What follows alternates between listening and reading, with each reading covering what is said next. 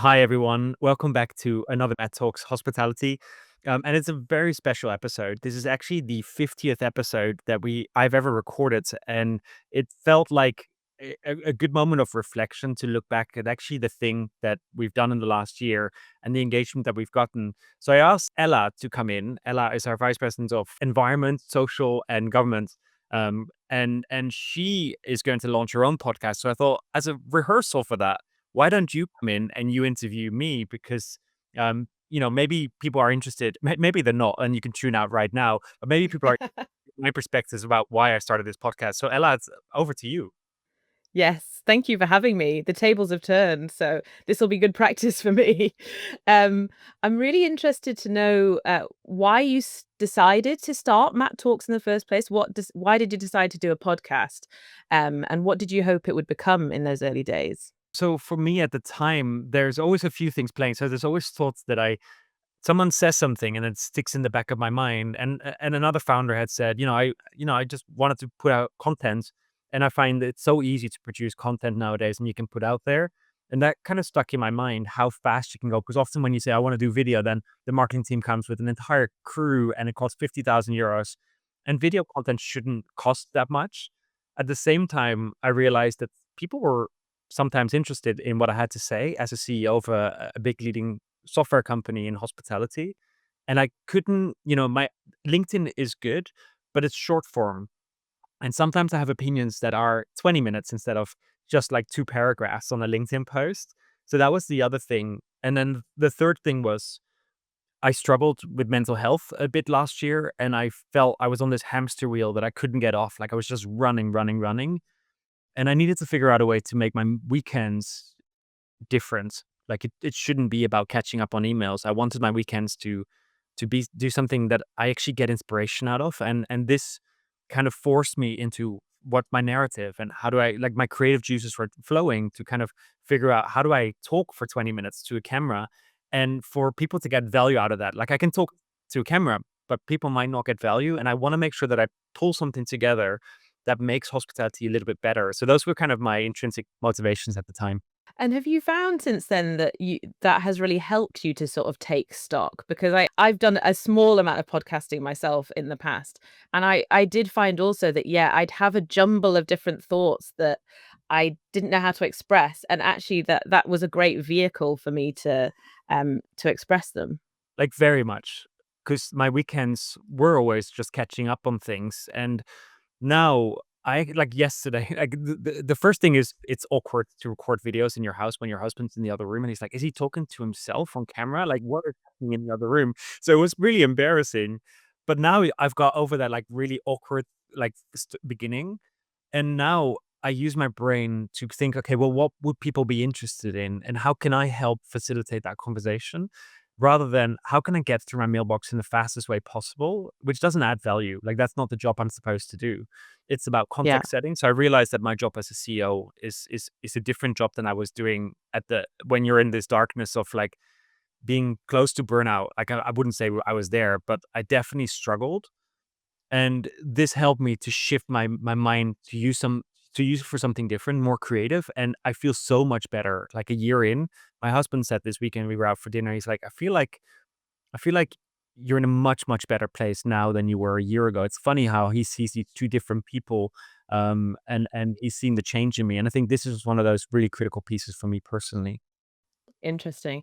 And it is those people in our lives, isn't it, that give us that sort of feedback loop? Because sometimes we can't necessarily see when we're in the woods Yeah, ourselves. yeah. Have you've talked about the distinction between last year to now. Have you gone back and listened to any of the early episodes? And do you think they've evolved a lot in the past year? Yes, I have sadly gone back to some of them to see in preparation for this. So the first ones where I was like, right, these are just videos that we're going to post on our website. So they were a PowerPoint presentation with a camera of me on top of it. And at some point, I realized people are not going to always listen on screen. So maybe I should just make sure that I facilitate to like a proper podcast format. And the first like 15 episodes, I think I only had two guests. So it was really just me talking to the camera for 20, 25 minutes. Whereas now I disperse it mostly with guests because, in the beginning, people are like, well, first of all, I'm a podcast with no viewers or listeners, so no one would come on. So it takes me a while to build up that kind of momentum, and now I can actually get really interesting guests on because they've seen, okay, actually he's a nice guy and he asks relatively smart questions. So now Yeah. it's much easier to get guests in. So it's definitely morphed in those 50 episodes significantly.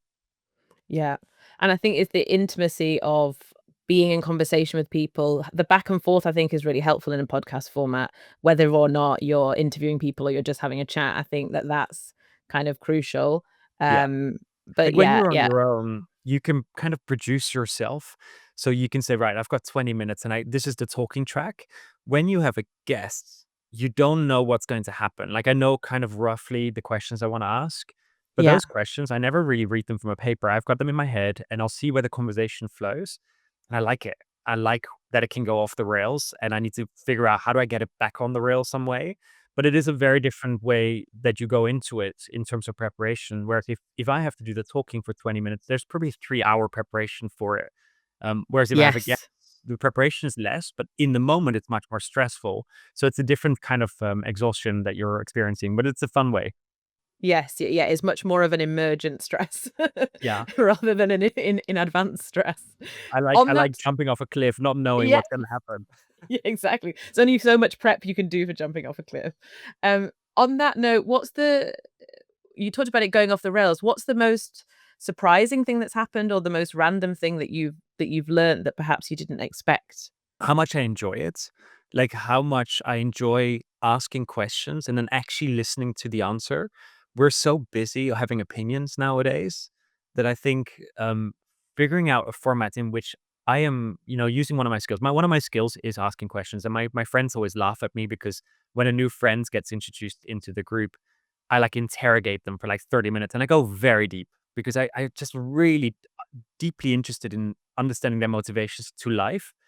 So that skill I've always had, I've just never used it in a powerful way. And I think with a podcast, I have to ask questions. At some point, people are like, let the person speak. And I have to jump into what they're saying and figure out, okay, so how do I take this conversation through questions further? And it's one of the skills of, I think, some of the greatest leaders who can actually deeply listen and follow a conversation through and through rather than always injecting their own opinion at every point. And at some points, you have to add an opinion. But like I think the bulk of it is me trying to guide the conversations through questions. And that's a skill set that you can use in any part of life, I think, nowadays. Yeah. And actually that's also a kind of distinction. You mentioned how you talk about LinkedIn and that's a forum for you to talk. This is very different to that in that sense, because obviously on LinkedIn, you've got that forum to say, here's how I feel about this, or this is my position on this issue, or this is how we've changed something at Mews. Yeah. But asking questions, as you say, is a very, very different skill set. And you have to, I think, in this format, not just listen to speak, but Yeah. really, really listen with genuine curiosity. Like on And that's a LinkedIn, really you get to curate it. So when I post yeah, something, I actually think very deeply about it. It's not me just randomly writing down my thoughts. I think for an hour, 2 hours, sometimes about a post on a flight, and every word matters. You don't have that luxury in a podcast. So you have to think on your feet. You have to pivot very quickly. So it requires a very different skill set. And it's just another way of communicating for me that I just enjoy learning. And I think it's a skill that a lot of people should learn. yeah, absolutely. And how has, if at all, how has having all of these conversations impacted or changed how you think about either hospitality as an industry or also how you run Muse?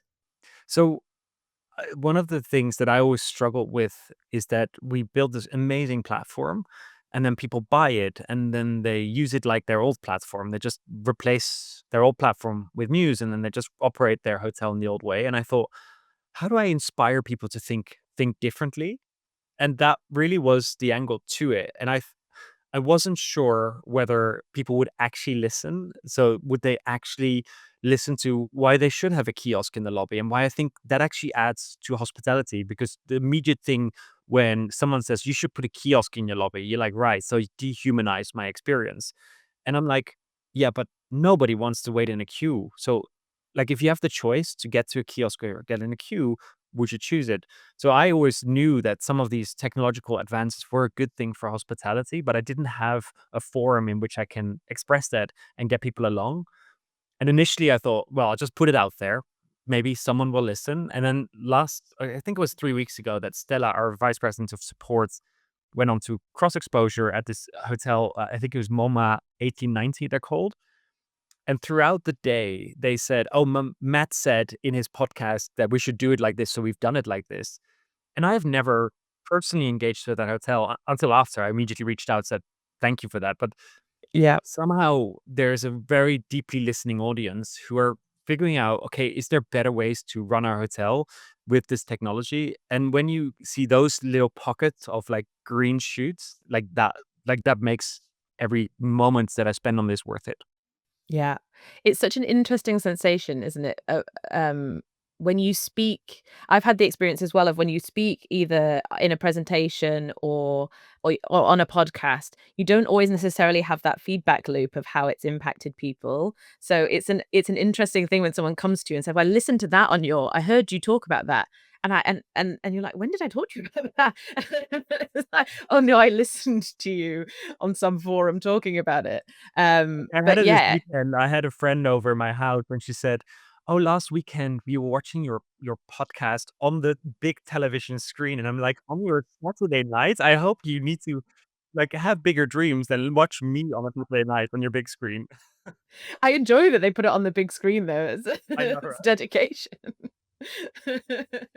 And, are there certain episodes I mean, you said you've listened back to a few recently. Are there any that stand out to you, maybe 2 or 3 episodes that stand out to you that if somebody hadn't listened to Matt Talks before, that you would say, "These are the ones to listen to, these are the ones I'd recommend?" So, I like the early ones because it was me in, really thinking deeply about, okay, what would people deeply care about? And, one of the first ones was the kiosk. I think it was episode 2 where I talk about the kiosk specifically. And I think there's just this immediate resistance to it. I'm like, just listen to it. Just see what I have to say and see if it could change your mind. I did one with Bashar, who's a consultant in the US. And what I like about Bashar is that he is contrarian. He says sometimes he makes these crazy statements and he might not necessarily believe them himself, but it makes me think. And you want to surround yourself with people that make you think, but that can also engage in the conversation that follows. And I think that's what I liked about Bashar specifically, just because he said quite extreme things about hospitality. But I walked away thinking, is he right? Like, is loyalty just bribery? And I thought about that really long. And all these loyalty point programs, and I'm like, yeah, it kind of is bribery. And I like when people make me think. And there was one where we had Rebecca Lane from Paradise Resort in Australia, and they used to have like she was telling this story about how they used to have a line of cars outside their hotel because they're a resort hotel, so everyone drives up to this hotel, and they used to have this line of cars on a Friday afternoon. And then since they deployed Mews, then they don't experience that anymore because they have pre-check-ins and online check-ins. So they have parking automatic in the system so people don't have to go pay for parking. And the impact that we were able to have on a physical operation, hearing it almost from the horse's mouth is so different from when I say it because I'm just selling my system. But actually hearing a Yeah. customer say the impact, that is really quite impactful. Yeah, it's such a visual image of the cars parked up, it's such a Yeah. tangible thing that you can tell the difference between what a Friday night looked like Yeah. a year ago versus now, Yeah. that kinda sticks in your mind, right? 'Cause, with queues, you might be like, "Is the queue getting longer or shorter or whatever?" But the cars lined up And is an it's hard, interesting right? So if image. you have a hotel where you have these queues, and I did a cross exposure the other day here in the Netherlands in a hotel, and I talked to the hotelier and I said, "It gets busy on a Friday at 3, doesn't it?" And they were confused how I knew, and it's like, "I just looked at your reports and I see that that's the peak when all these check-ins are happening. I can imagine that your lobby is filled with people." And she said, "Yes, out the door to the fountain," she said, "with there used to be." And, they still have these queues, and I said, "But why don't you have an overflow area for kiosks, for example? So if it does get busy, you can have someone redirect, or why don't you have tablets in the back office that you can pull and walk out to the front desk?" So I'm hoping through this podcast to help see it is normal that you have these massive rush hours in your hotel. That is going to happen because you can't regulate when guests walk in your door, but you Yeah. can prepare for the situation in the right way. And here's some tools. And I love when I get to share some of those best practices from different hotels. And I what I enjoy the most about it is that hoteliers are willing to share. Because in some other industries, people are like, I don't want to show you what I do, what my special sauce is. Whereas in hospitality, people are sharing what they've done that had a massive impact. And I just think it makes our industry better. Why do you think that is? What do you think it is about hospitality that people are so willing to share and so open and not sort of guarded about their secrets? Like, possibly because we're also passionate. Like, when you go and study hotel management, it's because you have a genuine love for hospitality, which I do. Like, I from the age of 4 or 5, I think when I stepped into the first hotel, I knew that I was gonna work in this industry because I love hospitality, and we have just a deep, like, love for guests and figuring out how do we make that experience better, and it's like if you tell me something, I'll share my thing, and we definitely have a very warm and sharing community that I haven't seen in most other industries. Yeah, really interesting. I used to work with, in a past life, our customers for in a tech company I worked at were accountants, and that is a very, very different industry in terms of openness. So we would sometimes host these kind of round tables, and we'd try and share industries tips and secrets and stuff.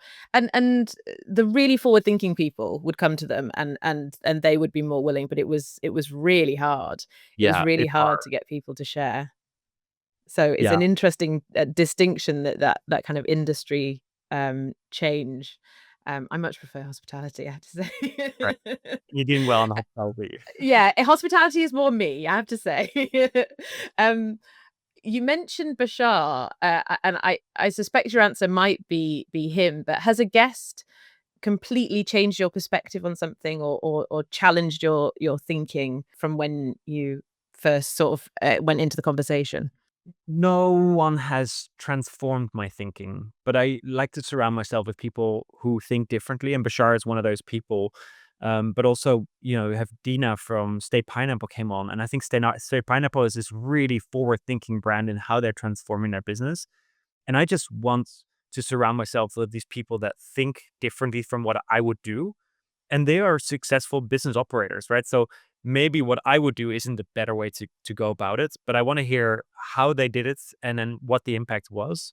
And Dina really talked about the transformation of State Pineapple under her leadership, and it was really powerful to hear.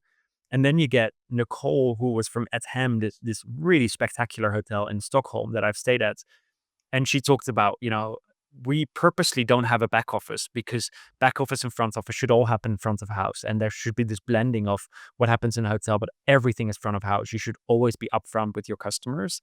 And I like those different kind of perspective from people that do a very small boutique business to scaling a hospitality business. And then your consultant, Bashar, who has seen it all, who's worked for the biggest kind of hotel companies.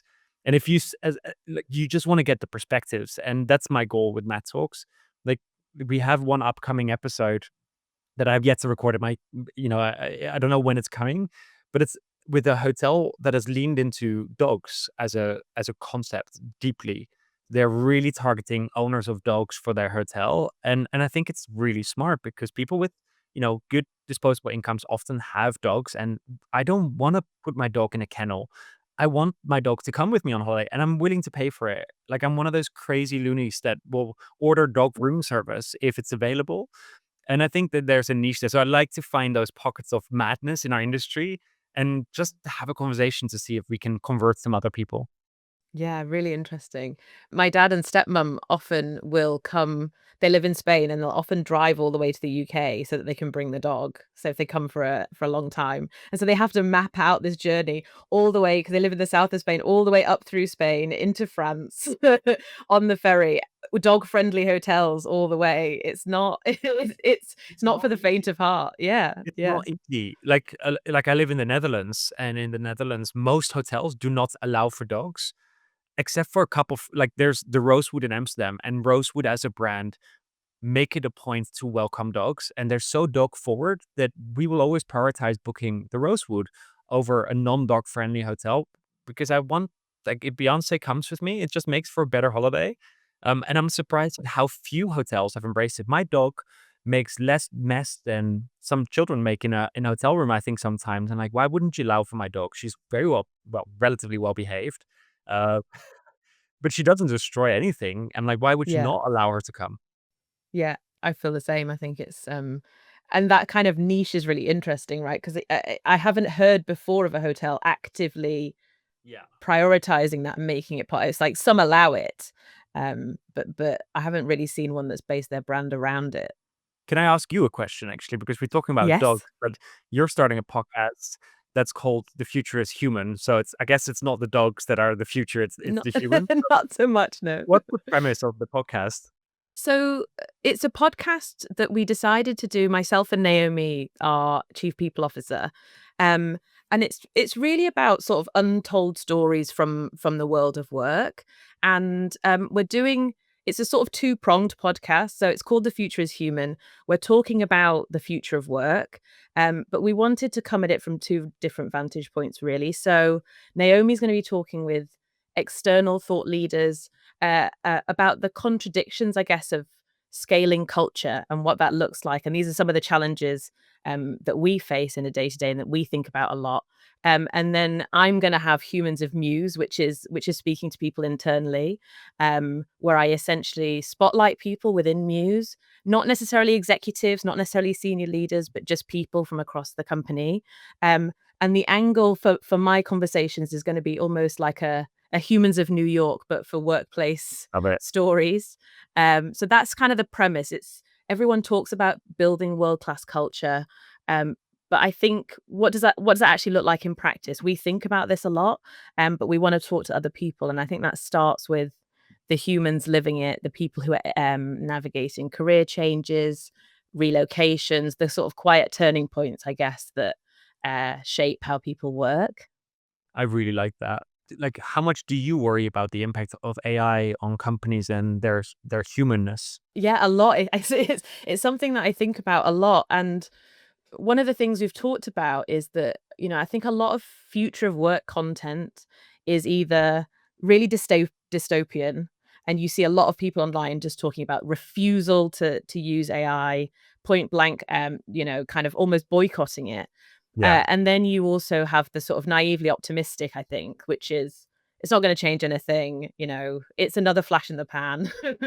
uh, and I think actually probably neither of those are true. We reject both of those.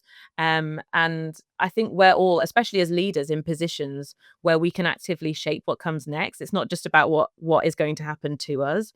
So I think there's a question here of how how do we navigate AI? How do we build it into our workflows while still building diverse teams, while still building human teams, and while still kind of thinking about the innate value that humans bring to the workplace. I think it's an and both. And there's a dearth of conversations around the and both, I think, at the moment. So I really am excited for us to delve into that kind of knotty complexity of what that looks like. Because I don't think you can stick your head in the sand and say this isn't happening or I'm not gonna engage with it.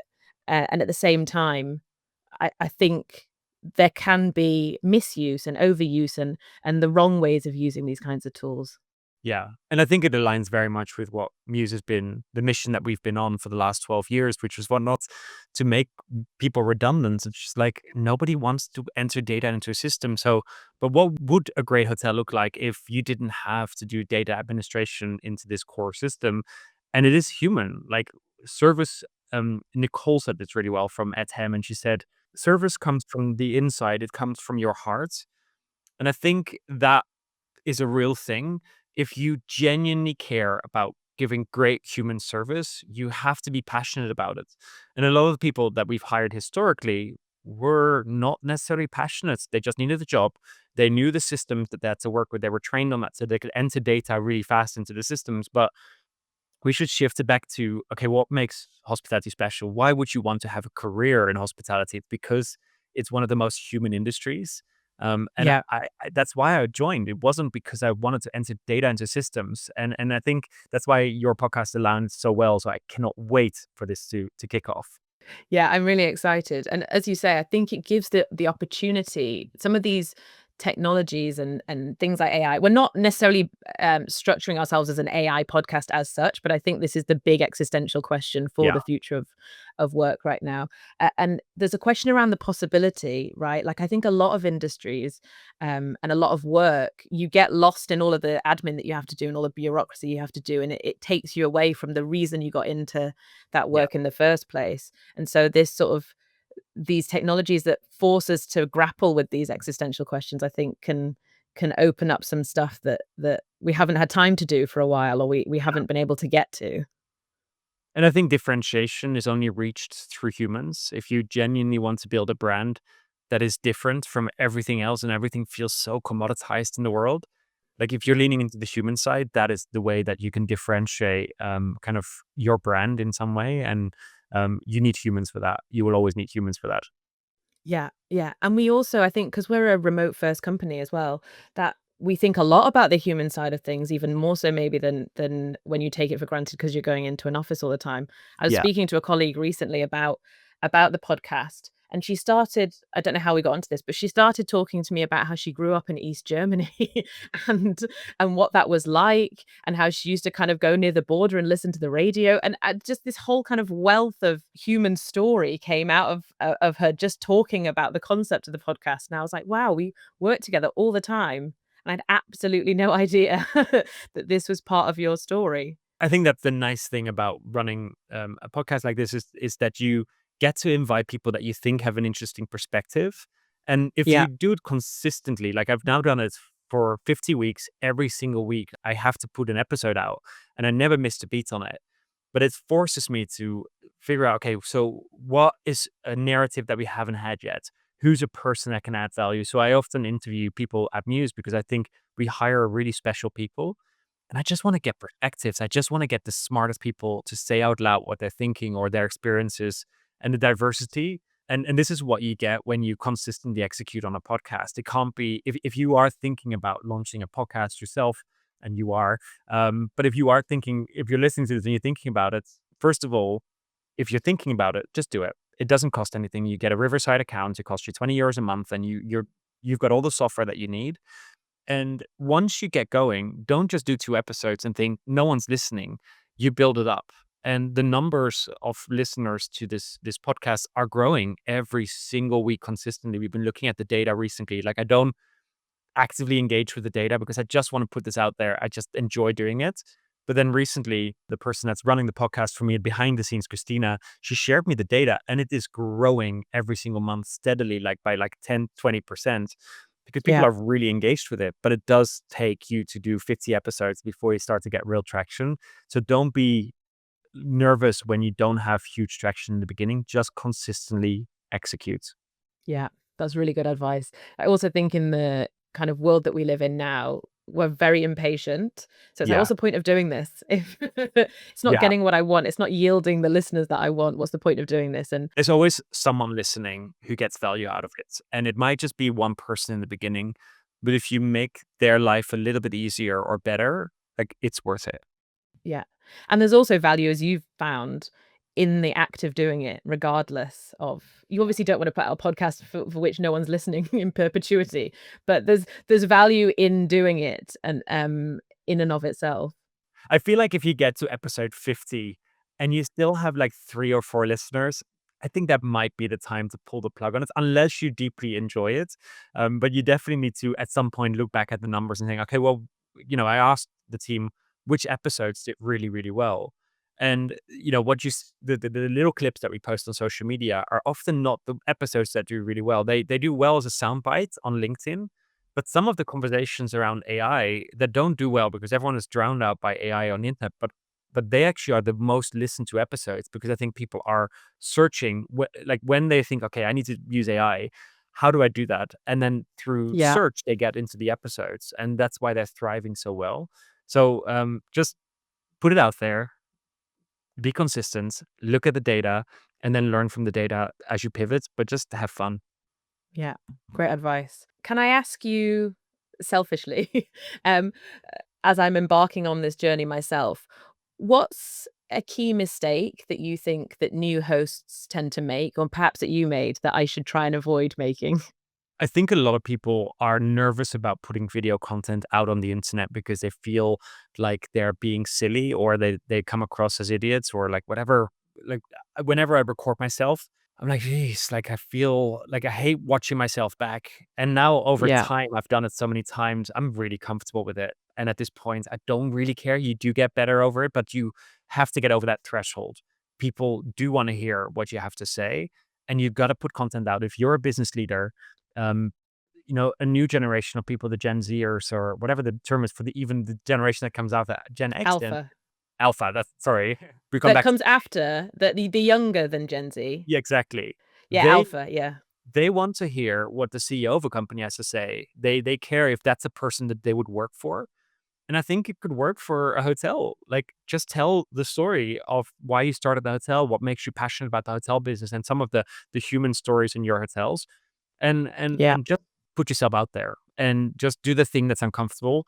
Do it a few times and it gets more comfortable, and then you get better at it and you develop new skills. So just don't ever feel that you can't do it. The technology is out there. It doesn't cost anything. Cameras on our computers are good enough. AI is there to support you in figuring out how to modify the video in the right way. But just do it. Don't hold back. This is actually genuinely good advice for me personally because, I struggle I have a lifelong struggle with perfectionism. And, and obviously you get used to talking on camera, you get used to doing Loom videos. This is not so far removed from that kind of thing, but, you do have to learn to with speaking in particular, I think you have to learn to get better as you're doing it, Yeah. and there's no other way to do it than to get better as you're doing it, so it's quite a vulnerable thing because you can't sort of go into private and figure out how to do it better and then Yeah. kind of emerge perfect. You've And gotta AI is your practice, friend yeah, here, right? So you yeah, can upload your video into ChatGPT and say, "Give me feedback. Give me brutal feedback." And ChatGPT will just analyze what you're talking about and give you real feedback. When I post a video clip, like if I have a 40-minute episode, I just put the whole transcript through ChatGPT and say, "What's the most interesting clip that you think I should post that will have good traction on LinkedIn?" When I have a guest coming, I work with ChatGPT to figure out what are the most interesting questions based on what they've said on social media previously, or what's their history, and that could turn into great questions. So AI is your friend. Like, it wouldn't have been this good a couple of years ago, but today all the tools are there, and it doesn't cost much. yeah. I was doing some work over the weekend and I'd been kind of drafting something and I said, "Can you give me some brutal feedback on this?" And it was pretty brutal. So I was like, "Thank you, that's great, wonderful." I thought it was draft, but yeah, it still needs work. So, we've done 1 year of Matt Talks. What can listeners expect in year 2? I think as the podcast starts to gain traction, it's easier for me to get more guests in. And I'm hoping to engage the audience a little bit about who they want to see, or what are some of the things that they wonder about, so that we can, because right now you just got to eat what I feed you, which is like whoever I put in front of you, that's the podcast. But I think it's much more interesting if you, and if you're listening and you're seeing this really amazing person, like, I get to reach out to some of those people nowadays and just say, "Hey, do you wanna come on and we just have a conversation?" And I think those are the best conversations when it's a person that I hadn't even discovered, or when you have a phenomenal experience at a hotel. And I don't just want Mews hoteliers. If you're seeing someone that's doing something out in the industry that's really game changing, like, those are the people that I wanna speak to. And thus far, I've really stuck to Mews employees or myself or customers of Mews. But I actually think it's much more interesting when we push outside the boundary. So I think that's where we're gonna go in the next year.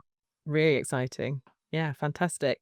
I think we should probably wrap up there because I could talk to you all day, but, I've been known to run over time, so it's Thank been a you for pleasure. stepping into my role for 1 week. I really enjoyed this, and I can't wait to be listening to your podcast, The Future is Human, in the coming weeks as it comes out. But like, also, if you've been listening for the last year, I so appreciate that you're spending this much time with me, and I know that you all have very busy agendas. If it in any way helps you, I always appreciate a quick note on LinkedIn. I'm very active on LinkedIn. So just drop me a message in what way it helps, because it helps motivate me to keep going. So if you stuck with me, big thanks. Ella, massive thanks for doing this today. Can't wait Thank you for to having see me. what you do. Thank you so much.